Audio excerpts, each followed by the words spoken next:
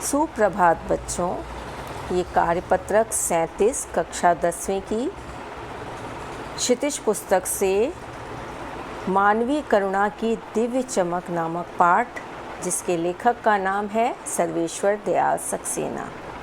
आपने इस पाठ के संदर्भ में पिछली वीडियो में पिछली कक्षा में पढ़ा था कि ये एक संस्मरण है। मानवीय करुणा की दिव्य चमक एक संस्मरण है और सर्वेश्वर दयाल सक्सेना जी ने इस संस्मरण में फादर कामिल बुल्के का संक्षिप्त परिचय भी दिया था। आज हम पढ़ते हैं फादर कामिल बुल्के का व्यक्तित्व कैसा है और फादर और लेखक के बीच के संबंधों को भी जानेंगे और स्वयं भी अन्य लोगों के साथ उनके कैसे संबंध थे और हम भी कैसे संबंध बना सकते हैं, इस बारे में ज्ञान प्राप्त करेंगे। फादर के बारे में जैसा कि आपने पिछले वीडियो में देखा था कि फादर को गैंग्रीन नाम की बीमारी हो गई थी। गैंग्रीन एक प्रकार का फोड़ा होता है जो कि बहुत फैल जाता है और उसके कारण जो है उनकी मृत्यु हो गई थी। तो सर्वेश्वर दयाल सक्सेना जी ने कहा है, जो व्यक्ति सारी दुनिया को प्यार बांटता हो उसके लिए प्रभु ने ऐसा विधान क्यों रख दिया कि उसे इतना कष्ट झेल करके मृत्यु प्राप्त करनी पड़ी। उनके व्यक्तित्व के बारे में भी बताया गया था पिछले वीडियो में कि वो लंबी दाढ़ी रखते थे, पादरी का भेष धारण करते थे, सफ़ेद चोगा पहनते थे, गोरा रंग था उनका, सफ़ेद झाई मारती हुई दाढ़ी थी, नीले रंग की उनकी आँखें थीं और बाहें खोलकर सबको गले लगाने के लिए आतुर होते थे। इतनी ममता, इतना अपनापन एक साधु में अपने हर एक प्रियजन के लिए उमड़ता रहता था। और लेखक कह रहा है, मैं कई सालों से इस बात का साक्षी था कि उनका व्यवहार हर एक के लिए इतना ही आत्मीय था, आज ही नहीं, आज से 35 साल पहले भी। आज यहाँ बता रहे हैं, फादर को याद करना एक उदास शांत संगीत सुनने जैसा है। फादर को याद करना कैसा है? एक उदास शांत संगीत सुनने जैसा। उदास शांत संगीत सुनकर के क्या होता है? जब हम उदास होते हैं और उस समय हमारी इच्छा क्या होती है? उस समय हमारी इच्छा होती है कि हम शांति से बैठें और कोई धीमा धीमा संगीत बजता रहे और हम उसको सुनना चाहते हैं। तो कह रहे, फादर को जब हम याद करते हैं तो कैसा लगता है? मानो हम किसी उदास होकर के हम किसी शांत संगीत को सुन रहे हों। उनको देखना करुणा के निर्मल जल में स्नान करने जैसा था। जैसे निर्मल जल में स्नान करते हैं तो हम तरोताज़े हो जाते हैं, उसी प्रकार से फादर बुल्के को जब हम देखते थे तो कैसे हो जाते थे? हम बिल्कुल तरोताज़े हो जाते हैं। लेखक बता रहे हैं सर्वेश्वर जी कि यदि मैं उनको याद करता हूँ तो जिस प्रकार से जब हम बहुत उदास होते हैं तो हम क्या पसंद करते हैं? शांति से एक स्थान पर बैठना, लेटना और धीमा धीमा संगीत बजता रहे तो हमारा ध्यान थोड़ा बढ़ जाता है, वो उदासी कम हो जाती है। वैसे ही फादर को याद करके सर्वेश्वर दयाल सक्सेना जी को लगता था मानो उनकी उदासी कम हो गई है। उनको देखकर कैसा लगता था? जैसे निर्मल जल में स्नान करने के पश्चात, निर्मल जल का तात्पर्य क्या है? स्वच्छ जल। स्वच्छ जल में स्नान करने के बाद हमें क्या होता है? थकान उतर जाती है, हम तरोताज़ा महसूस करते हैं। वैसे ही उनको देखने के बाद लेखक को ऐसा लगता था कि मानो वो बिल्कुल ताज़े हो गए हैं। और उनसे बात करना कर्म के संकल्प से भरना था। संकल्प का मतलब होता है दृढ़ निश्चय। यदि उनसे फादर बुल्के से बात कर लो, लेखक को लग रहा है सर्वेश्वर दयाल सक्सेना जी को कि यदि उनसे बात कर लो तो ऐसा लगता था कि हमने अपने मन में कुछ दृढ़ निश्चय कर लिया है कुछ कर्म करने का। मुझे परिमल के वे दिन याद आते हैं। लेखक कह रहे हैं, मुझे परिमल के वे दिन याद आते हैं। अब परिमल क्या है? परिमल के बारे में बताया है आपको यहाँ पे। इलाहाबाद का एक हिंदी साहित्यिक समूह, इलाहाबाद में एक साहित्यकारों का एक समूह था, जहाँ इस समूह के लोग मिल करके अपनी अपनी रचनाएं गोष्ठियों में सुनाते थे, पढ़ते थे, तो उस समूह का नाम परिमल रखा गया। कह रहे, मुझे परिमल के वे दिन याद आते हैं जब हम एक पारिवारिक रिश्ते में बंधे जैसे थे, जिसके बड़े फादर बुल्के थे। जिस प्रकार से आप स्कूल में आते हो तो आपके सारे कक्षा के सारे सदस्य जो हैं, सारे विद्यार्थी आपके एक परिवार बन जाता है, जहां आप अपने सुख दुख, अपनी समस्याएं सब एक दूसरे साथियों के साथ बांटते हो। हम आते हैं स्कूल में, अध्यापिकाएं आती हैं, उनका परिवार क्या है, आप बच्चे हो, और अध्यापिकाओं का जितनी अध्यापिकाएं हैं वो सब हमारा पूरा स्कूल एक परिवार है। हम यहाँ हंसते भी हैं और अपने सुख दुख भी बांटते हैं। तो कह रहे हैं कि परिमल की वे दिन याद आते हैं जब हम एक पारिवारिक रिश्ते में बंधे जैसे थे, जिसके बड़े फादर बुल्के थे। फादर बुल्के क्या थे? सबसे सम्मानित, सबसे बड़े, सबसे बुजुर्ग व्यक्ति थे। हमारे हंसी मजाक में वह निर्लिप्त शामिल रहते। निर्लिप्त का मतलब देखिए, निर्लिप्त का मतलब है जो किसी में लिप्त ना हो, संबंध रहित। फादर बुल्के क्या करते थे? हमारे हंसी मजाक में वो निर्लिप्त शामिल रहते थे और हमारी गोष्ठियों में वह गंभीर बहस करते। इसका तात्पर्य है कि जब हमारे हंसी मजाक होते थे, जब बच्चे हंसी मजाक करते हैं तो बड़े लोग क्या करते हैं, वहाँ बैठे हुए भी जानबूझ करके अनजान बन जाते हैं, सुन करके भी अनसुना कर देते हैं। ठीक उसी प्रकार से फादर बुल्के वहाँ बैठते ज़रूर थे हमारे परिमल के, जब परिमल के सभी साथी जब बातचीत करते थे, हंसी मजाक करते थे, लेकिन वो उसमें अपने आप को डुबोते नहीं थे उस बात में। हमारी गोष्ठियों में वह गंभीर बहस करते। गोष्ठी किसे कहते हैं? गोष्ठी का तात्पर्य है सभाओं। यहाँ पे आपको देखिए साथ साथ वर्ड मीनिंग भी लिखी हुई है। गोष्ठियों का मतलब है सभाओं। यहाँ सभाओं कह रहे हमारी गोष्ठियों में वो निर्लिप्त शामिल रहते और वह गंभीर बहस भी करते।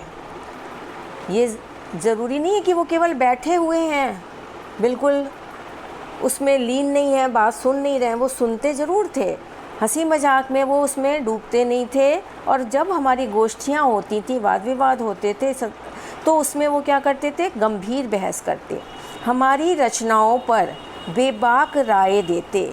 बेबाक का तात्पर्य है कि निडर होकर के वो राय देते थे और सुझाव देते थे। जैसे घर के बड़े लोग होते हैं, वो हमारी कोई भी बहस होती है, कोई भी वाद विवाद होता है, तो वो अपनी राय देते, सुझाव देते। और हमारे घरों के किसी भी उत्सव और संस्कार में वह बड़े भाई और पुरोहित जैसे खड़े हो हमें आशीषों से भर देते। आशीषों का तात्पर्य है आशीर्वाद से। जब वो हमारा कोई भी फंक्शन होता, कोई भी उत्सव होता, तो वो क्या करते? हमें आशीर्वादों से भर देते थे।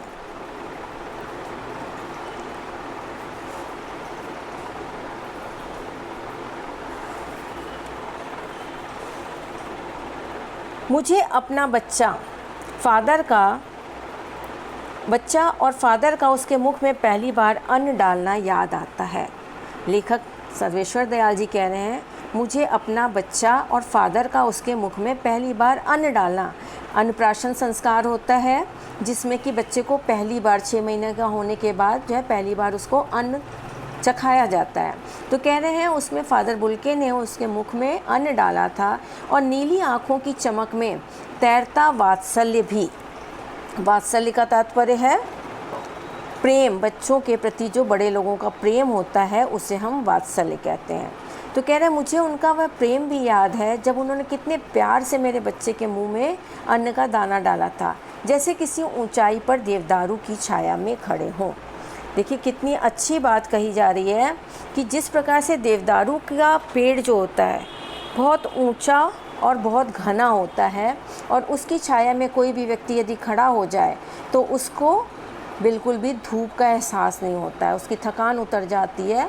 तो ठीक उसी प्रकार से फादर बुल्के जब हमारे बीच खड़े हो जाते थे एक बड़े भाई की तरह से, एक बड़े जो है परिवार के सदस्य की तरह से, तो ऐसा लगता था उनका प्रेम इतना ज़्यादा वो निछावर करते थे सब पर कि ऐसा लगता था मानो कि हम देवदारू के वृक्ष रूपी किसी बड़े छायादार वृक्ष के नीचे खड़े हैं। देवदारू की वृक्ष रूपी फादर बुल्के की छत्र छाया में हम रहते थे।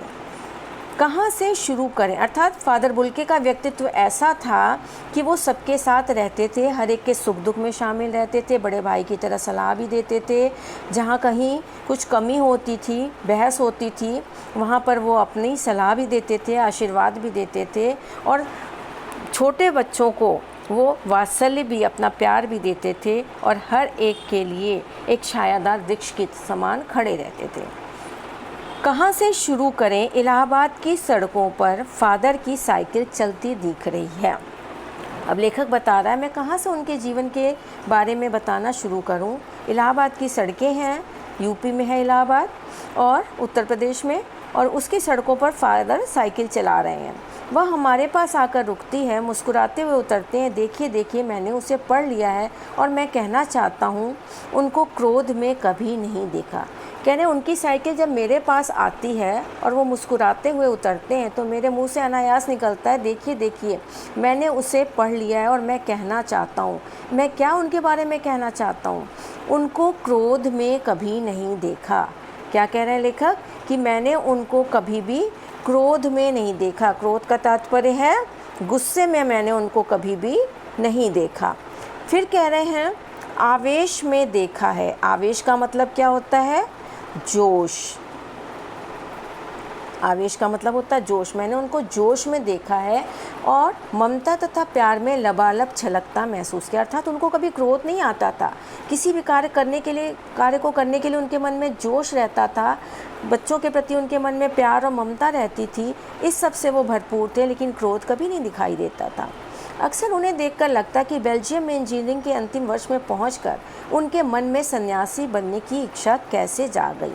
लेखक कह रहे हैं सर्वेश्वर दयाल सक्सेना जी कि इतनी इंजीनियरिंग की पढ़ाई करने के बाद आखिरी वर्ष जब इंजीनियरिंग कंप्लीट कर लेते, अच्छे भले इंजीनियर बन जाते, उस समय उनके मन में सन्यासी बनने की इच्छा कैसे जाग गई। यह उत्सुकता लेखक के मन में अभी भी विद्यमान है। जबकि घर भरा पूरा था, 2 भाई 1 बहन, माँ पिता सभी थे। उनके परिवार में पूरा परिवार था, भाई बहन भी थे, माता पिता भी थे, लेकिन उसके पश्चात भी उनके मन में एक सन्यासी क्या बनने की भावना कैसे उत्पन्न हो गई, इसके बारे में हम अगले वीडियो जो आएगी उसमें पढ़ेंगे।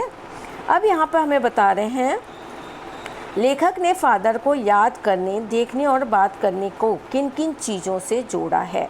अभी आपने पढ़ा फादर को याद करना एक उदास शांत संगीत को सुनने जैसा है। यहाँ पे फादर को याद करना एक उदास शांत संगीत को सुनने जैसा है, उनको देखना करुणा के निर्मल जल में स्नान करने जैसा है, और उनसे बात करना कर्म के संकल्प से भरना है। तो इस प्रकार से फादर को याद करना, फादर को देखना और फादर से बात करने का क्या तात्पर्य लेखक के लिए है वो बताया है।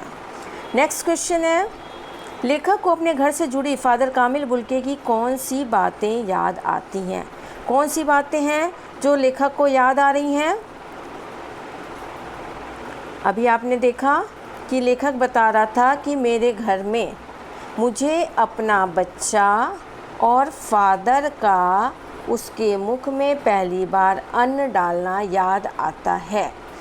और क्या याद आता है, नीली आँखों की चमक में उनका वात्सल्य तैरता था, प्रेम जो बच्चों के लिए तैरता था वो मुझे कैसा लगता था, देवदारू की छाया में, जैसे कि देवदारू वृक्ष की छाया के नीचे खड़ा हूँ। और घर के हर उत्सव संस्कार में वो क्या करते थे, बड़े भाई और पुरोहित जैसे खड़े होते थे।